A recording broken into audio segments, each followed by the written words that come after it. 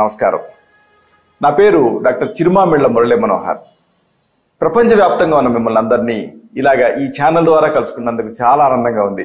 చక్కగా మీరు స్పందిస్తున్నారు, రెస్పాండ్ అవుతున్నారు, SMS చేస్తున్నారు, ఈమెయిల్స్ చేస్తారు, మీ అభిప్రాయాలను పోస్ట్ చేస్తారు, మీకేం కావాలనేది కూడా డౌట్స్ రూపంలో అడుగుతున్నారు. అన్నిటికీ మించి ప్రధానంగా ఈ వీడియోని మీ సర్కిల్స్తో షేర్ చేసుకుంటున్నారు. అంటే ఈ ప్రోగ్రామ్స్లో మీరు చాలా బాగా ఇన్వాల్వ్ అవుతున్నారు. చాలా చాలా సంతోషంగా ఉంది. ఇక ఫుడ్ ఫార్మసీ అనే ఈ చక్కని కార్యక్రమాల పరంపరలో మనం ఇంట్లో వాడుకునే ఆహార పదార్థాల్లో దాగున్న ఔషధ రహస్యాలు తెలుసుకుంటున్నాం. ఈరోజు మనం తెలుసుకోబోయేది ఎంతో ముఖ్యమైనది, పెరుగు. పెరుగు అంటుందని చాలా మంది భయపడుతూ ఉంటారు. పెరుగు అదేదో అంటరాని విషయం అన్నట్టుగా చూస్తూ ఉంటారు. పెరుగు నింద్యం అనుకుంటూ ఉంటారు. కానీ ఈ ప్రపంచంలో ఔషధం కాని పదార్థం లేదు, అయోగ్యుడైన మనిషి లేడు అంటుంది ఆయుర్వేదం. పెరుగులో కూడా ఔషధ తత్వాలు ఉన్నాయి. వీటిని తెలుసుకోబోతున్నాం. మన రోజువారీ లైఫ్లో ఈ ఆహార పదార్థాలని సేవించడంలో భాగంగా పెరుగును మనం వాడుతూ ఉంటాం. అసలు కొంతమందికి ఆ పెరుగు తినకపోతే ఇక ఆ రోజు ఫుడ్ తిన్నట్టు అనిపించదు. అంత ఇంపార్టెంట్ వస్తువు అయిపోయింది పెరుగు అనేది మన ఆహారంలో. అయితే ఈ పెరుగుని తోడు పెట్టడంలోనే అసలైన టెక్నిక్ ఉంది. తోడు పెట్టాలనుకున్నప్పుడు ఎప్పుడు కూడా వేడివేడి పాలల్లో తోడేయకూడదు. ఆ పాలు విరిగిపోతాయి. పాలను కాస్త చల్లార్చి గోరువెచ్చని స్థితిలో కొద్దిగా పెరుగు కానీ లేకపోతే మజ్జిగ కానీ ఏవీ లేనప్పుడు ఎమర్జెన్సీలో కాస్త నిమ్మ చుక్కలు కానీ కలిపి కొన్ని గంటలు అలాగే ఉంచితే అప్పుడు మీకు కమ్మటి పెరుగు సిద్ధం అవుతుంది. ఇక్కడ మీకు ఒక విషయం చెప్పాలి. పాలు కాగుతూ ఉంటాయి కదా, కాగేటప్పుడే కొద్దిగా వేసినట్టుగా కాస్త పంచదార వేసి తర్వాత తోడు పెట్టారనుకోండి, ఆ పెరుగు తీయగా ఉంటుంది. ఇదే కొంత టెక్నిక్. హోటల్స్లో భలే తీయగా ఉంది పెరుగు అనుకుంటూ ఉంటారు. కానీ అసలు విషయం ఏంటంటే దాంట్లో కాస్త పాలు మరిగేటప్పుడు కాస్త పంచదార వేస్తారు. అప్పుడు ఆ పెరుగు అలాంటి పెరుగు తీయగా ఉంటుంది. అయితే ఇది సంయోగ విరుద్ధం. ఎందుకంటే పంచదార కఫాన్ని పెంచుతుంది, పెరుగు కఫాన్ని పెంచుతుంది. రెండు కఫం పెరిగిపోవటం వల్ల ఇంకా ఒకవేళ పెరుగు వల్ల ఏమన్నా ఇబ్బందులు ఉంటే, అంటే ముక్కు పట్టేయటం, గొంతు పట్టేయటం ఇలాంటివి ఉంటే ఆ సమస్య ఎక్కువ అవుతుంది. కాబట్టి పంచదార కలపకపోవటమే మంచిది. అయితే తీయగా కావాలనుకున్నప్పుడు పెరుగు మాత్రం ఏదో ఒక రోజు 2 రోజులకి ఇలా కలపచ్చు. పాల నుంచి ఈ పెరుగు తయారవుతుంది కదా, ఇక్కడ కొంత టెక్నికాలిటీ ఉంది. అసలు పెరుగు ఎందుకు మంచిది అని కనుక మనం విశ్లేషిస్తే దీని వెనక ఒక సంక్లిష్టమైనటువంటి ప్రక్రియ ఉంటుంది. అదేమిటంటే పాల నుంచి పెరుగు తయారవుతుంది కదా. ఇలా తయారయ్యేటటువంటి ఈ ప్రక్రియలో, ఈ సంక్లిష్ట ప్రక్రియలో పాలలో ఉండేటటువంటి లాక్టోజ్ అనే గ్లూకోజ్ సంబంధిత పదార్థం లాక్టిక్ యాసిడ్ కింద మారుతుంది. ఇక్కడ ఇది చాలా క్రూషియల్. అంటే లాక్టోజ్ లాక్టిక్ యాసిడ్ కింద మారుతుంది. ఇక్కడ కొంతమందికి పాలు సరిపడవు, గడబడ అనిపిస్తూ ఉంటుంది, బ్లోటింగ్ ఉంటూ ఉంటుంది. ఎందుకు అంటే పాలల్లో ఉండేటువంటి ఈ లాక్టోజ్ అనే పదార్థం అంటే ఇది తీపి పదార్థం. దీన్ని లాక్టోజ్ని మన శరీరంలో ఉండే లాక్టేజ్ అనే ఎంజైము దీన్ని బ్రేక్ డౌన్ చేయాలి. కానీ కొంతమందికి ఆ లాక్టేజ్ ఎంజైమ్ లోపిస్తుంది. అప్పుడు ఈ లాక్టోజ్ సరిపడకపోవడం వల్ల గడబడ, మిల్క్ ఇంటాలరెన్స్ ఇలాంటివన్నీ వస్తాయి. ఇలా కాకుండా ఈ పాలని తోడు పెడతాం కదా, తోడు పెట్టేటప్పుడు ఏమవుతుంది, ఈ లాక్టోజ్ అనేది లాక్టిక్ యాసిడ్ కింద మారుతుంది. లాక్టోజ్ ఉండేటువంటి పాలను తీసుకుంటే ఈ మిల్క్ ఇంటాలరెన్స్ వస్తుంది. అలాంటప్పుడు దానికి ప్రత్యామ్నాయం కింద, అంటే కాల్షియం ఉండాలి, పాల పదార్థాలు వాడాలనుకున్నప్పుడు పాలు కాకుండా పెరుగు వాడుకోవచ్చు. ఎందుకంటే దీంట్లో అప్పుడు లాక్టోజ్ ఉండదు. లాక్టోజ్ ఉంటుంది, లాక్టిక్ యాసిడ్ ఉంటుంది. పాలు పెరుగు కింద మారేటువంటి ప్రక్రియలో అప్పుడు ఈ లాక్టిక్ యాసిడ్, ఈ సక్సీనిక్ యాసిడ్ ఇలాంటివి తయారవుతూ ఉంటాయి. ఈ పాలు గడ్డగట్టి పెరుగుగా మారతాయి. అంతేకాదు పాలల్లో ఉండేటువంటి ప్రోటీన్స్ విడగొట్టబడతాయి. అంటే ప్రోటీను, ఇప్పుడు మనకి ఎగ్ ఉందనుకోండి, ఎగ్ని యాసిటీస్గా తీసుకుంటే అది సరిపడదు, ఎలర్జీ వస్తుంది. కానీ కోడిగుడ్డుని మరిగించడం వల్ల ఆ ప్రోటీన్ అంతా గడ్డగడుతుంది. అప్పుడు అది ఈజీగా డైజెస్ట్ అవుతుంది. ఇక్కడ కూడా అంతే, పాలలో ఉండే ప్రోటీన్లు విడగొట్టబడతాయి. విడగొట్టబడటం వల్ల ఈ పెరుగు ద్వారా లభించే ప్రోటీన్లు సులభంగా జీర్ణం అవుతాయి. అంటే పాల ద్వారా లభించే ప్రోటీన్లు కొంచెం కష్టంగా జీర్ణం అవుతాయి. పెరుగు ద్వారా లభించే ప్రోటీన్లు ఈజీగా డైజెస్ట్ అవుతాయి. ఎందుకంటే అవి బ్రేక్ డౌన్ అవుతాయి. అంటే మన జీర్ణాశయంలో జరగాల్సిన ప్రక్రియ బయటనే జరిగిపోయింది. ఇంకా అప్పుడు పొట్ట మీద ఒత్తిడి ఉండదు కదా, హ్యాపీగా డైజెస్ట్ అవుతాయి. అది ఇక్కడ రహస్యం. కాబట్టి ఇలాగా ఈ పెరుగులో ప్రోటీన్లతో పాటు కార్బోహైడ్రేట్స్, అలాగే ఫ్యాట్స్, వైటమిన్లు, ఖనిజ లవణాలు, అన్నిటికీ మించి కాల్షియం, ఇలాంటివన్నీ కూడా దీంట్లో ఉంటాయి. అలాగే ఈ కాల్షియం అబ్జార్ప్షన్కి తోడ్పడే ఫాస్ఫరస్ కూడా ఉంటుంది. అన్నిటికి మించి కెరోటిన్ ఉంటుంది, ఇనుము ఉంటుంది, వైటమిన్ ఏ ఉంటుంది, సి ఉంటుంది. ఒకటేమిటి, ఒక స్టోర్ హౌస్ పెరుగు. అలాగే మరొక విషయం, మామూలుగా ఈ మధ్యకాలంలో ఎక్కువ మందిని డైలీ ప్రాక్టీస్లో చూస్తున్నాం. ఎవరికి చూసినా వైటమిన్ డి లోపం, అన్నిటికి మించి ఎవరిలో చూసినా కానీ వైటమిన్ B12 లోపం ఉంటుంది. ఈ వైటమిన్ డి, వైటమిన్ B12కి ఈ ఇంజెక్షన్స్ వేసుకుంటున్నారు, అలాగే రోజువారీగా మందులు వేసుకుంటూ ఉన్నారు. అయితే ఇక్కడ B12 ఎవరిలో తగ్గుతుంది అంటే శాకాహారంలో B12 ఉండదు, మాంసాహారంలో B12 లోపం ఉండదు. ఎందుకంటే B12 నేరుగా మాంసం నుంచి లభిస్తుంది. మరి శాకాహారులు ఏం చేయాలి B12కి అంటే తప్పనిసరిగా మాంసాహారాన్ని అలవాటు చేసుకోవాలా? అలవాటు చేసుకోవాల్సిన అవసరం లేదు.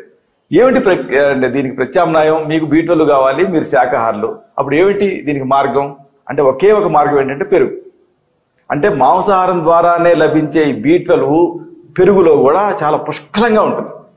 ఎందుకు ఉంటుంది అంటే లాక్టోబాసిల్లస్ స్పోర్స్ ఉంటాయి కాబట్టి, అంటే అవి ఒక జంతు సంబంధ పదార్థాలు కాబట్టి.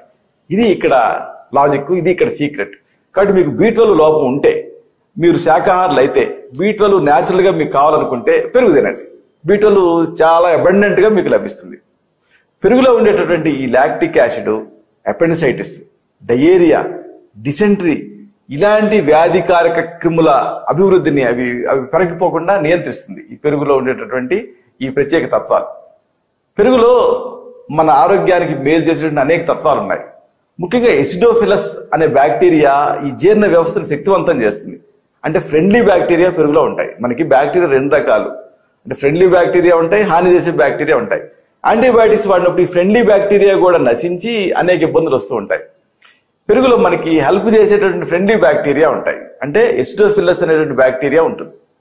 ఇది ఆ ఇంటెస్టైన్స్ని శక్తివంతం చేస్తుంది. అలాగే మరొక విషయం, మహిళల్లో ఫ్రీక్వెంట్గా జననేంద్రియపు ఇన్ఫెక్షన్స్ వస్తూ ఉంటాయి. ఇప్పుడు వెస్ట్రన్ కంట్రీస్లో ఎక్కువగా ఈస్ట్ ఇన్ఫెక్షన్స్ వస్తూ ఉంటాయి ఆ మహిళలకి. ఎందుకు అంటే వాళ్ళు ఈ పెరుగుని న్యాచురల్గా వాడరు. ఏదో యోగట్లు అని అలాంటి వాళ్ళు కొంతమంది వాడతారు, కానీ మనం వాడినట్టుగా రోజువారీగా పెరుగు వాడరు.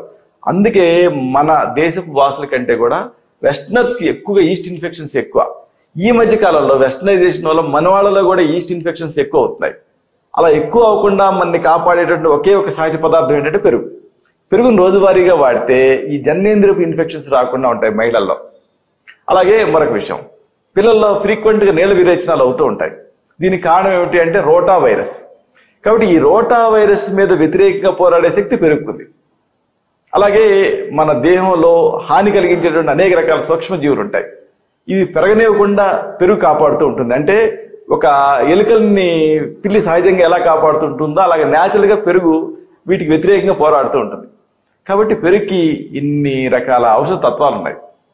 రోజువారీగా పెరుగును తీసుకుంటూ ఉంటే ప్రధానంగా కోలాన్ క్యాన్సర్స్ అంటే పెద్ద పేగుల క్యాన్సర్స్ రాకుండా ఈ పెరుగు సహాయపడుతుంది. ఈ క్యాన్సర్ కణాల పెరుగుదల కూడా ఈ పెరుగుతోటి అరికట్టవచ్చు అని ఈ మధ్య జరిగినటువంటి అధ్యయనాల్లో తేలింది. అలాగే ఇదంతా ఒక ఎత్తు అయితే, పెరుగు మీద తేట, దదిమొస్తు అంటుంది ఆయుర్వేదం దీన్ని. అంటే పెరుగే కాకుండా పెరుగు మీద తేట అంటే ఈ నీళ్లు ఉంటాయి కదా, వీటికి కూడా ఔషధ శక్తులు ఉన్నాయి. ఇది చాలా మందికి తెలియదు. ఆ నీళ్లు బారబోసేసి పెరుగు వేసుకుంటూ ఉంటారు. కానీ ఈ దదిమొస్తు అంటే పెరుగు మీద పేరుకున్నటువంటి ఆ నీళ్లు, వీటిలో కూడా అద్భుతమైన ఔషధ శక్తులు ఉంటాయి.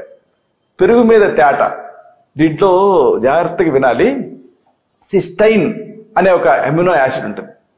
ఇది శరీరంలో ప్రోస్టేట్ క్యాన్సర్ రానివ్వకుండా కాపాడుతుంది.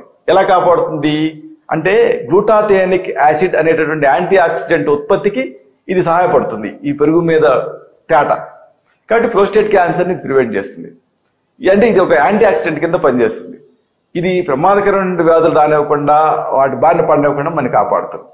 మనం రకరకాల వ్యాధులకు వాడేటువంటి చాలా శక్తివంతమైన మందులు ఉంటూ ఉంటాయి కదా, వీటిని వాడేటప్పుడు అంటే యాంటీబయాటిక్స్ కానీ ఇలాంటివి పెరుగుని మీరు తీసుకుంటూ ఉంటే ఆ ఔషధాల తాలూకు సైడ్ ఎఫెక్ట్స్ మీ మీద కనిపించకుండా ఉంటాయి. అంటే పేగులు దీంతో స్ట్రెంథన్ అవుతాయి. దీంతో చక్కని స్వాస్థ్యాన్ని మీరు కాపాడుకోవచ్చు. సంస్కృతంలో పెరుగుని దధి అంటారు.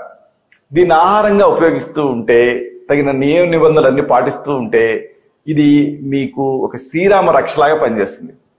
అయితే ఇక్కడ ఒక విషయం, మనం తెలుగు వాచకాల్లో చదువుకుంటాం కదా, రాత్రిపూట పెరుగు తినకూడదు అని. ఇది ఆయుర్వేదం కూడా చెప్తుంది. ఎందుకు అంటే ఇది స్రోతస్సును అడ్డగిస్తుంది, అంటే మార్గాలను అడ్డగిస్తుంది. దీంతో కఫం ఇలాంటివి పెరిగిపోతూ ఉంటాయి. రాత్రిపూట పెరుగు తినకూడదు. అలాగే ఆయుర్వేదం ఏం చెబుతుందంటే పెరుగు నెయ్యి కాంబినేషన్ తీసుకోకూడదు. పెరుగు పెసరపప్పు కాంబినేషన్ తీసుకోకూడదు. పెరుగు అలాగే పంచదార ఈ కాంబినేషన్ కూడా తీసుకోకూడదు. పెరుగు తేనె వీటిని కూడా కలిపి తీసుకోకూడదు అని ఆయుర్వేదం చెప్తుంది. ఎందుకు ఇట్లా చెప్తుందంటే పెరుగులో కొన్ని హితకరమైనటువంటి అంశాలు ఉంటాయి. ఈ కాంబినేషన్లో తీసుకునేటప్పుడు ఇవి సద్వినియోగం అవ్వవు. పైగా వీటి సమ్మేళనం అనేది విరుద్ధ ఆహారం కింద మారుతుంది, అనేక రకాల రుగ్మతలకు దారితీస్తుంది. కాబట్టి ఇలా ఈ కాంబినేషన్ తీసుకోవద్దు అని ఆయుర్వేదం చెబుతుంది. అలాగే రాత్రిపూట కూడా తీసుకోవద్దు అని చెబుతుంది. ఎందుకంటే రాత్రిపూట కఫం పెరుగుతుంది, పెరుగు కూడా కఫాన్ని పెంచుతుంది. కాబట్టి కఫ ప్రకృతి ఉండేవాళ్ళు, అలాగే ఉబ్బసం, ఇంకా బ్రాంకైటిస్ ఇలాంటి సమస్యలు ఒకవేళ మీకుంటే, కఫ సంబంధ సమస్యలు ఉంటే అప్పుడు మీరు పెరుగు తీసుకోకూడదు. అలాగే డయాబెటీస్ అంటే మధుమేహం ఉంటే కూడా పెరుగు తీసుకోకూడదు, మజ్జిగ తీసుకోవచ్చు కావాలనుకుంటే. అలాగే ఒబేసిటీ ఒకవేళ ఉంటే, అధిక బరువు మీరు ఉంటే అప్పుడు కూడా పెరుగు తీసుకోకూడదు. అలాగే ఈ అధిక బరువు వల్ల వచ్చేటువంటి కీళ్ళ నొప్పులు మిమ్మల్ని ఇబ్బంది పెడుతూ ఉంటే పెరుగు తీసుకుంటే కీళ్ళ నొప్పులు పెరుగుతాయి. కాబట్టి కీళ్ళ నొప్పులు ఉన్నప్పుడు అప్పుడు ఈ పెరుగు తీసుకోకూడదు. అలాగే వాపులు ఉన్నప్పుడు కూడా పెరుగు అపథ్యం, తీసుకోకూడదని ఆయుర్వేదం చెబుతుంది. కాబట్టి ఇది దృష్టిలో ఉంచుకోవాలి. అయితే ఒకవేళ మీకు ఓకసాత్యం అంటే పెరుగు తినడం అలవాటయ్యి పెరుగు తినకపోతే ఆ రోజు ఫుడ్ తిన్నట్టుగా మీకు వెలితిగా అనిపిస్తూ ఉంటే పెరుగు వాడాలి తప్పదు, కానీ మీది కఫ ప్రకృతి ఇబ్బందులు ఉన్నాయి అనుకుంటే, అంటే కీళ్ళ నొప్పులు, కఫం ఇలాంటివి, అప్పుడు మరి పెరుగుని ఎలా తినాలి అంటే దీనికి ఒక పద్ధతి ఉంది. పెరుగుని మీరు తినాలనుకుంటే పెరుగుకి కొద్దిగా నీళ్లు కలపండి. అలాగే సైంధవ లవణం, రాక్ సాల్ట్ దీన్ని కూడా కలపండి. కాస్త శొంఠి పొడి కూడా కలపండి. అంటే పెరుగు, దీనికి కాస్త నీళ్లు కలిపి, కొద్దిగా సైంధవ లవణం కూడా కలిపి, అలాగే శొంఠి పొడి కూడా కలిపి అప్పుడు ఆ పెరుగు తినండి. అప్పుడు దోషరహితంగా మారుతుంది, ఎలాంటి ఇబ్బందులు ఉండవు. ఇక ఈ పెరుగును మనమే కాదు, మన కర్ణాటక, తమిళనాడు ఇలాంటి ప్రాంతాలలో బాగా వాడుతూ ఉంటారు. అనేక రకాల దీర్ఘ సమస్యలని, దీర్ఘకాలపు వ్యాధులను తగ్గించుకుంటూ ఉంటారు. జ్వరాలు ఇలాంటి వాటిలలో ఒక ప్రత్యేకమైన ఔషధాన్ని వాళ్ళు తయారు చేస్తారు. దాంట్లో పంచలవణాలు అంటే 5 రకాల ఉప్పులు, శొంఠి పొడి, పల్చటి పెరుగు వీటిని నానబెట్టి సూర్యరశ్మిలో ఎండబెట్టి తయారు చేసుకొని తింటూ ఉంటారు. ఇక జీర్ణాశయ సంబంధ సమస్యలు, దీంట్లో కూడా పెరుగుతో ఒక ఔషధం తయారు చేసుకుంటారు. అంటే అల్లం, పెరుగు ప్రధాన అనుఘటకాలుగా వాడుతూ ఉంటారు. ఇలాగా పెరుగుని అనేక రకాలుగా ఔషధం కింద వాడచ్చు. అయితే ఇప్పుడు మనం అన్ని కూడా పెరుగుకి సంబంధించిన ప్రాథమిక సమాచారం తెలుసుకున్నాము. ఇక రేపటి ప్రోగ్రాంలో అంటే ఇదే కార్యక్రమాల పరంపరలో మనం కలుసుకున్నప్పుడు అసలు పెరుగుని ఔషధం కింద ఎలా వాడచ్చు, అంటే పెరుగుని ఉపయోగించి ఎలాంటి సమస్యలను తగ్గించుకోవచ్చు, ఎలాంటి ఔషధ ఉపయోగాలు ఉన్నాయి, ఈ మొత్తం సమాచారాన్ని మళ్ళీ మనం కలుసుకున్నప్పుడు వివరంగా తెలుసుకుందాం. శతం జీవ శరదో వర్ధమానః, శతం హేమంతాన్ శతం వసంతాన్, 100 శరత్తులు, 100 హేమంతాలు, 100 వసంతాలు వర్ధిల్లుతూ జీవించండి. శుభం.